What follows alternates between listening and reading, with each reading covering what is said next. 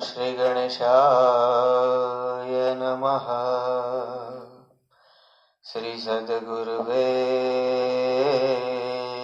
નમઃ. સનાતન ધર્મ કી જય હો. એક નાનકડું ગામ હતું. એ ગામમાં એક ગોરદાદા રહે. એ ગોરદાદાની 60 વર્ષની ઉંમર અને ગોરદાદાને એવી ટેવ કે રોજ સવારે ખાટે હિંચકતા રામાયણ વાંચે. અને રામાયણ વાંચે એટલે સાંભળવા માટે ગામમાંથી 5-15 માણસો પણ આવે, સારા સારા નગર શેઠ આવે અને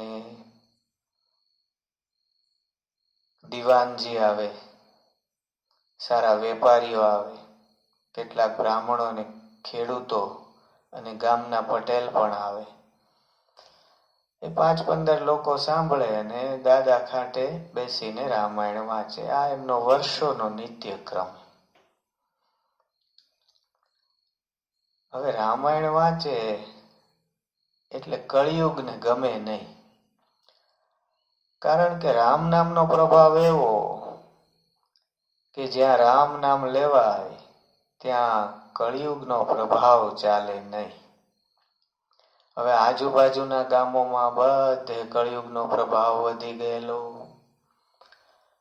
લોકો દારૂ પીવે, જુગાર રમે, નો ખાવાનું ખાય, અભક્ષ્ય ભક્ષ્ય કરે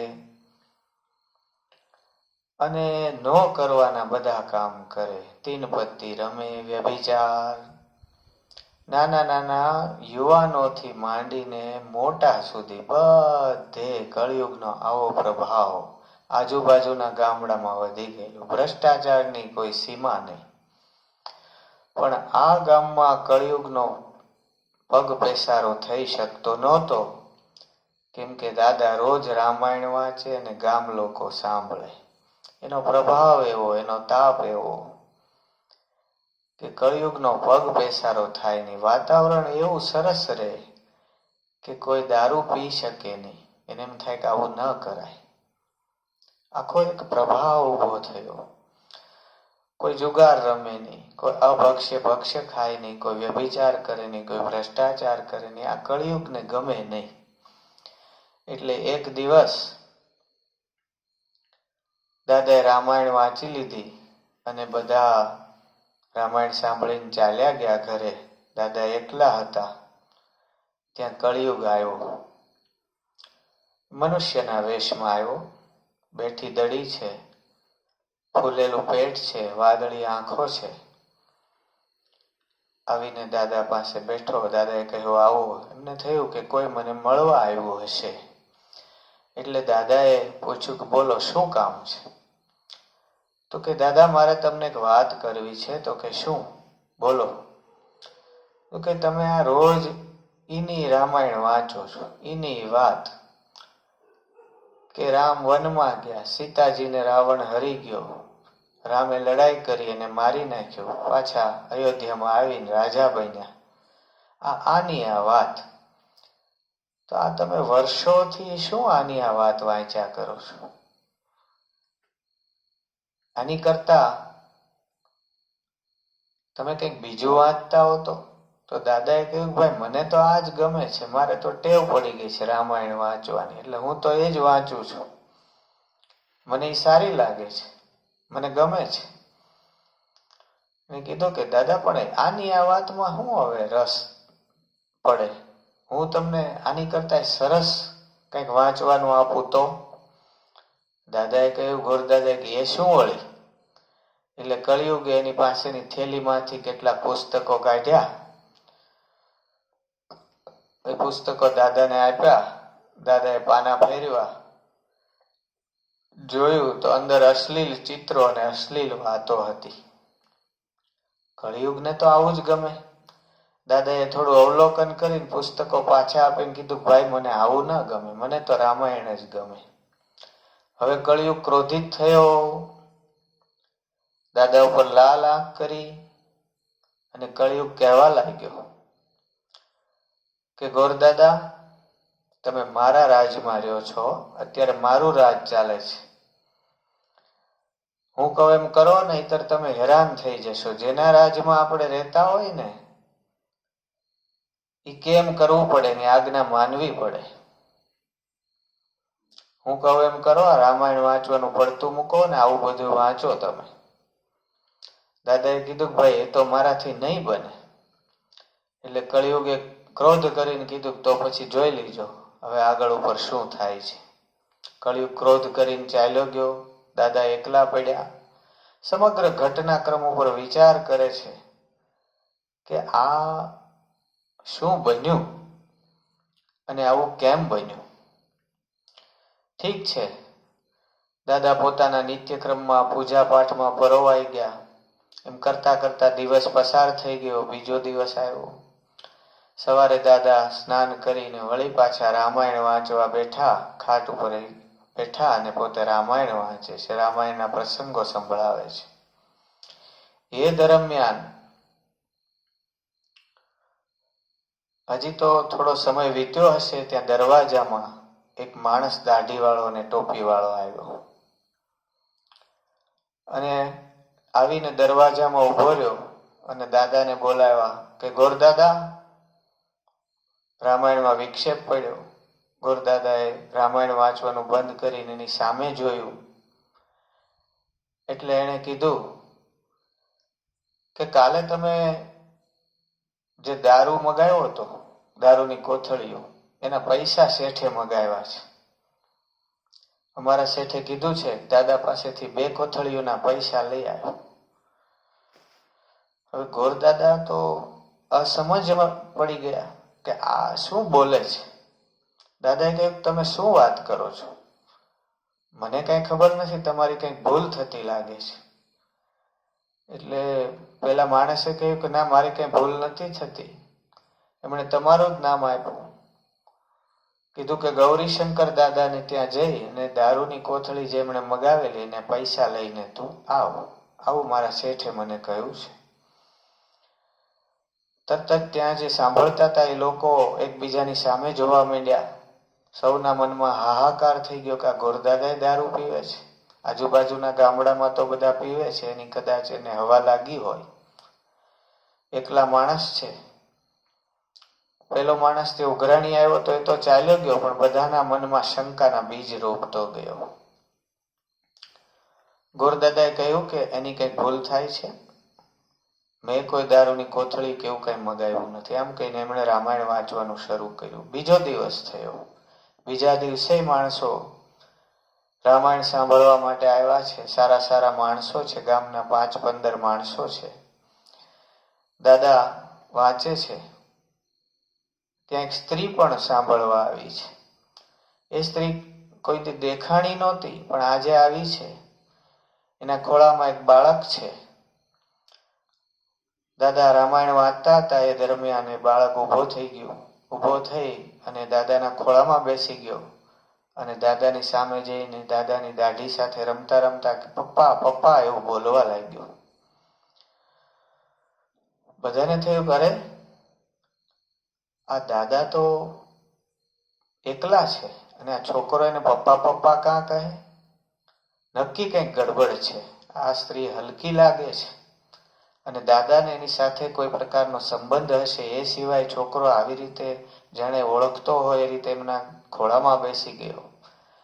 એની દાઢી સાથે મૂછો સાથે રમત રમવા માંડ્યો અને પપ્પા કહીને બોલાવે છે દાદાને. નક્કી આ ગોરદાદામાં કંઈક ગડબડ છે. એ બધા ત્યાંથી ઉઠીને ચાલતા થયા. આગલે દિવસે એક પ્રસંગ, આજનો આ પ્રસંગ. બધાને દાદામાંથી શ્રદ્ધા ઉઠી ગઈ. દાદા એકલા પડી ગયા. બીજે દિવસે દાદા રામાયણ વાંચવા બેઠા. કોઈ સાંભળવા આવ્યું નહીં. ત્રીજે દિવસે કોઈ આવ્યું નહીં. ચોથે દિવસે કોઈ આવ્યું નહીં. દાદા એકલા રામાયણ વાંચે છે. આમ કરતા કરતા 5-15 દિવસ પસાર થયા. ફરી કળિયુગ આવ્યો. આવીને દાદાને કે જોયું દાદા? શું? દાદાએ કહ્યું શું? તમારે ત્યાં કેવા સારા સારા માણસો રામાયણ સાંભળવા માટે આવતા હતા, હવે કોઈ આવે છે?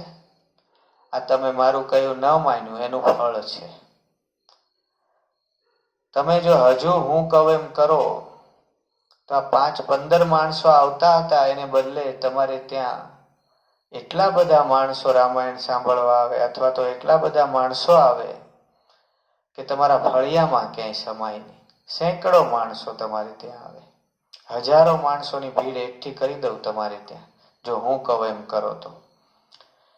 એટલે દાદાએ ખાલી એટલું કહ્યું કે શું, કેવી રીતે? કળિયુગે કહ્યું કાલે જોજો. આમ કહીને કળિયુગ ચાલ્યો ગયો.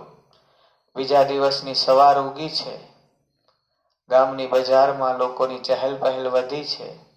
એ વખતે એક લૂલો લંગડો માણસ કે જેના શરીર ઉપર કુષ્ઠ રોગના કોઢના ચિહ્નો છે, એ સફેદ રંગનો કોઢ છે, એ માણસ બધાને પૂછે છે કે ગૌરીશંકર દાદાનું ઘર ક્યાં છે? બધાએ પૂછ્યું કે શું કામ છે? કે હું બહુ દૂરથી આવું છું, મારું ગામ અહીંથી ઘણું દૂર છે, મારે એમનું કામ છે. તો કે શું કામ છે તમારે? એટલે કહ્યું કે મને વિષ્ણુ ભગવાન સ્વપ્નમાં આવ્યા આજથી 15 દિવસ પહેલા, અને મને કહ્યું કે ફલાણા ગામમાં ગૌરીશંકર દાદા રહે છે, એની પાસે તું જા, એ હાંડામાં કે ગાગરમાં જળ ભરીને તારા ઉપર રેડે તો તારો કોઢનો રોગ પણ દૂર થઈ જશે, અને તારા હાથ પગ જે લંગડા લૂલા લંગડા છે એ પણ સારા થઈ જશે, અને તું દોડતો થઈ જઈશ. માટે હું ગૌરીશંકર દાદાનું ઘર શોધી રહ્યો છું, કૃપા કરીને મને ઘર બતાવો. બધા એકબીજાની સામે જોઈને હસવા લાગ્યા. મનમાં કહે છે કે દાદામાં કંઈ નથી. અમે પણ માનતા હતા કે દાદા ખૂબ પવિત્ર છે, ભગવાનના ભક્ત છે, પણ એવું કંઈ છે નહીં. એને કહ્યું ભાઈ ચાલ્યો જા પાછો, એવું કંઈ થાય નહીં, એવું કશું બને નહીં, આ કળિયુગ છે. તો પેલો માણસ કહે છે કે ના, મને ઘર બતાવો, બસ બીજું કાંઈ નહીં. મને પૂરી શ્રદ્ધા છે ગૌરીશંકર દાદા ઉપર. મને સાક્ષાત વિષ્ણુ ભગવાને સ્વપ્નમાં આવીને આમ કહ્યું છે કે એમના હાથે મારો રોગ મટવાનો છે. બધાને થયું કે ચાલો કૌતુક જોઈએ શું થાય છે. કહ્યું ચાલો રસ્તો બતાવીએ તમને. સાથે 5, 10, 15 માણસો પણ થઈ ગયા. બધા ગૌરીશંકર દાદાના આંગણે જઈને ઉભા રહ્યા. દરવાજો ખોલ્યો તો અંદર ગૌરીશંકર દાદા રામાયણ વાંચતા હતા. નિત્યક્રમ, એમને એક જ કામ, રામાયણ વાંચે, નિત્ય કર્મો કરે, બસ. પોતે એકલા હતા, ભગવાનની ભક્તિ કરે. કીધું શું બધા આવ્યા છો, આવો. એ તો કોઈના પ્રત્યે રાગ કે દ્વેષ રાખતા નહોતા. બધાએ કહ્યું કે ભાઈ દાદા એક કામ પડ્યું છે, તમારા જોગ કામ છે. શું? મૂછમાં હસતા જાય ને દાદાને લોકો, ગામના લોકો કહેતા જાય કે દાદા આ માણસ ફલાણા ગામથી આવ્યો છે, ખૂબ દૂરથી આવ્યો છે, અને વિષ્ણુ ભગવાન સ્વપ્નમાં આવ્યા છે. આવીને કહ્યું ચાલ તું કે ભાઈ. પેલા માણસને લોકો કહે છે. એટલે એ માણસ બોલવા માંડ્યો કે દાદા મને 15 દિવસ પહેલા વિષ્ણુ ભગવાન સ્વપ્નમાં આવ્યા અને કહ્યું કે તું આ ગામમાં જા, ત્યાં ગૌરીશંકર દાદા નામનો મારો એક ભક્ત રહે છે, અને એ રોજ રામાયણ વાંચે છે. એ જો પાણીનો ઘડો ભરી અને તારા ઉપર રેડશે તો એ પાણીના ઘડામાં ગંગાજી આવશે, અને જેવો એ જળનો, પવિત્ર જળનો તારા શરીરને સ્પર્શ થશે કે તરત જ તારા કોઢના જે આ ડાઘ છે એ મટી જશે, અને તને જે આ લૂલાપણું ને લંગડાપણું છે એ પણ મટી જશે, અને તું દોડતો થઈ જઈશ, અને તારું શરીર કુરૂપમાંથી અતિ સુંદર બની જશે. આવું મને વિષ્ણુ ભગવાને કહ્યું છે, તો કૃપા કરીને મને ઘડામાં જળ લઈને મારી ઉપર રેડો. ગૌરીશંકર દાદાએ કહ્યું કે મારામાં આવી કોઈ શક્તિ નથી ભાઈ, આવું તે કેમ માની લીધું? સ્વપ્ન તો આવે. એને કહ્યું કે ના, કૃપા કરીને જરૂર મારા ઉપર ઘડો રેડો, હું કેટલે દૂરથી આવ્યો છું, મને નિરાશ કરશો નહીં. એ જરૂર મારો રોગ ચાલ્યો જશે આપના આશીર્વાદથી, આપની પવિત્રતાથી, આપના તપના બળથી. ગૌરીશંકર દાદાએ ઘણો વિરોધ કર્યો. પછી તો લોકોએ કહેવા માંડ્યા કે તમારે ઘડો પાણી રેડવામાં શું જાય છે, બધાને જોવું તો થાય છે શું. લોકો આમે કૌતુક પ્રિય હોય છે. અંતે લોકોની ઈચ્છાને માન આપીને ગૌરીશંકર દાદાએ પાણીનો એક ઘડો ભર્યો, ડંકી ધમીને પાણી ભર્યું, અને પછી પેલો માણસ ઉભો રહી ગયો આંગણામાં ઉંબરા પાસે. ગૌરીશંકર દાદા એના ઉપર ધીમે ધીમે એના મસ્તક ઉપર એ ઘડાનું જળ અભિષેક કરતા એમ રેડવા માંડ્યા. હવે એ માણસ છે એ તો છદ્મવેશી હતો. એ રંગ કરીને એને સફેદ સફેદ ડાઘા પોતાના શરીર ઉપર ચિતર્યા હતા જે કોઢ જેવા લાગે. અને હાથ તો એને જાતે કરીને આમ ઠૂઠો હોય એવી રીતે રાખેલો અને પગ પણ એવી જ રીતે લંગડો કરીને રાખેલો. અને એ પોતે જાતે કરીને લંગડી ચાલ ચાલતો હતો. વાસ્તવમાં લંગડોય નહોતો અને ઠૂઠો પણ નહોતો અને એના શરીર ઉપર કોઢ પણ નહોતો. એ જેવું પાણી રેડ્યું એટલે એ હાથેથી આ પેલા જે રંગ કરેલા ડાઘાને ઘસવા લાગ્યો એટલે એ બધા ડાઘા નીકળી ગયા. શરીર કોઢ વગરનું થઈ ગયું. પછી એને એનો હાથ જે આમ રાખ્યો હતો એ સીધો કરી નાખ્યો. પગ પણ જે વાંકો કરીને ચાલતો હતો એ સીધો કરી નાખ્યો અને પોતે આમથી તેમ ત્યાં એટલાવામાં પોતે ફરવા લાગ્યો. હર્ષપૂર્વક આનંદની ચીચિયારીઓ કરવા લાગ્યો કે જો મારો રોગ મટી ગયો. ગૌરીશંકર દાદાનો જય હો જય હો આવું બોલવા લાગ્યો. લોકો પણ એટલા ખુશ થઈ ગયા. એની નજર સામે એને જોયું કે એક લંગડો ચાલતો થઈ ગયો. લૂલો હતો, ઠૂઠો હતો, એનો હાથ સીધો થઈ ગયો અને શરીર ઉપર જે કોઢના ડાઘા હતા એ મટી ગયા. લોકો પણ ગૌરીશંકર દાદાનું અભિવાદન કરવા લાગ્યા. એમનો જોરથી જય જયકાર કરવા લાગ્યા. ગૌરીશંકર દાદાને ખભા ઉપર ઉચકી લીધા. આખા ગામમાં એમનું સરઘસ કાઢ્યું. અવિલ ગુલાલ ઉડાડ્યા. પાછા મૂકી ગયા.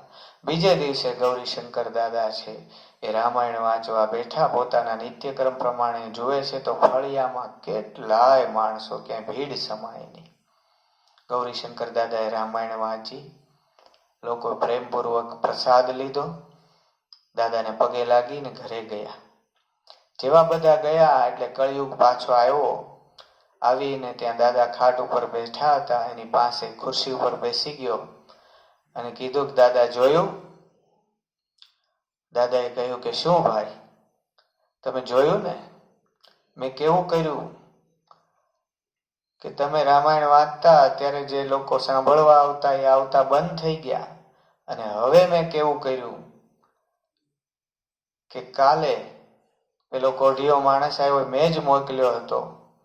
એ જાણે તમારાથી સાજો થઈ ગયો. પેલો લંગડો માણસ તમે જાણે એને સાજો કરી દીધો. આ બધું મેં જ ગોઠવેલું હતું.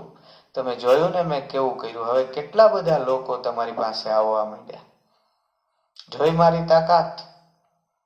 આવી રીતે કળિયુગે અભિમાન કર્યું. ત્યારે દાદા બે ઘડી વિચારમાં પડી ગયા. આંખો બંધ કરી લીધી. પ્રભુ રામચંદ્રજીનું સ્મરણ કર્યું અને પછી આંખો ખોલી તો આંખોમાં લાલ લાલ ટસિયા ફૂટતા હતા. દાદાને ક્રોધ આવી ગયો. બ્રાહ્મણો ક્રોધ કરે ને ત્યારે વિષ સમાન અને બ્રાહ્મણો કૃપા કરે ત્યારે અમૃત સમાન હોય છે.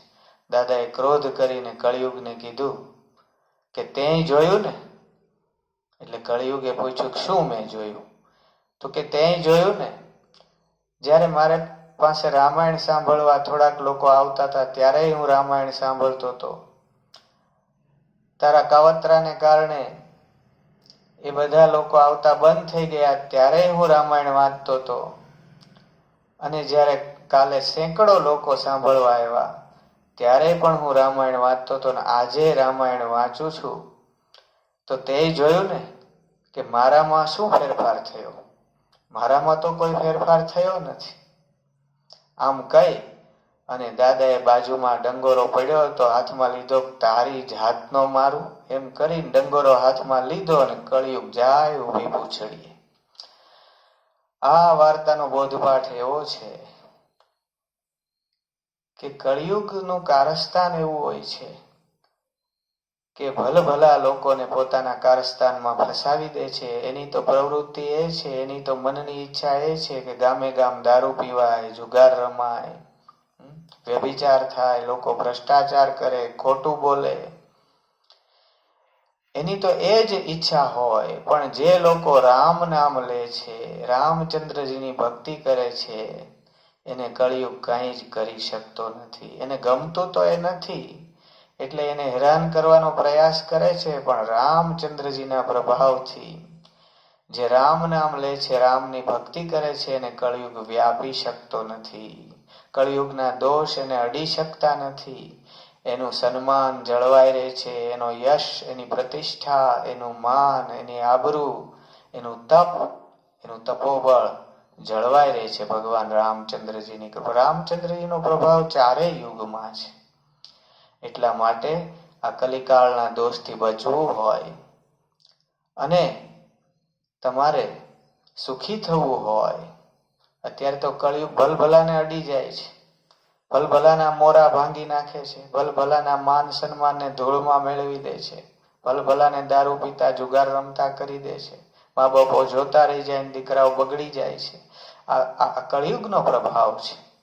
પરંતુ જો આમાંથી તમારે અને તમારા કુળને અને તમારા કુટુંબીજનોને બચવું હોય તો એકમાત્ર રામ નામનો જ આધાર છે.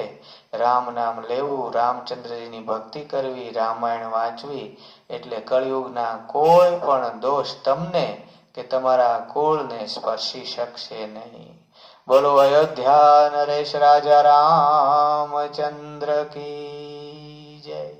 જનક કુમારી, મિથિલેશ કુમારી, વૈદેહી,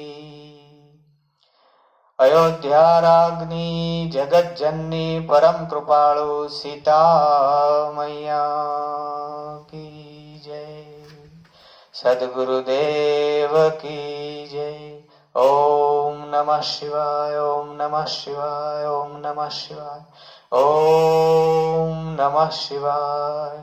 શિવ શિવ શિવ શિવ. ઓમ હરયે નમઃ, ઓમ હરયે નમઃ, ઓમ હરયે નમઃ, ઓમ હરયે નમઃ.